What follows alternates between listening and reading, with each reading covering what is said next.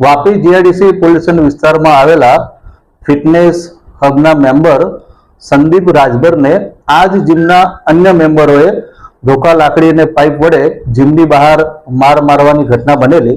આ ઘટનાની જાણ પોલીસને થતા તાત્કાલિક પોલીસ ઘટના સ્થળે પહોંચેલી અને ફરિયાદીની ફરિયાદમાં લખાયા પ્રમાણેની ફરિયાદ લીધેલી।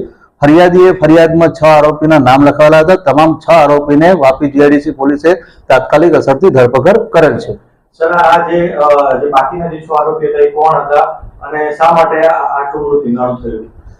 ફરિયાદી અને આરોપી બંને આ ફિટનેસ હબ જીમ છે એ જીમના જ મેમ્બરો છે અને ફરિયાદી જીમમાં લેગ્સનું કામ કરી રહ્યા હતા। ત્યારે જે આરોપીઓ હતા એમને કીધું કે અમારે કામ કરવું છે, એ બાબતે કસરત કરવાની બાબતે ફરિયાદી અને આરોપી વચ્ચે બબાલ થયેલી અને એનું બંદૂક રાખી અને ફરિયાદીને આરોપીએ ભેગા મળી અને જીમની બહાર માર મારેલો।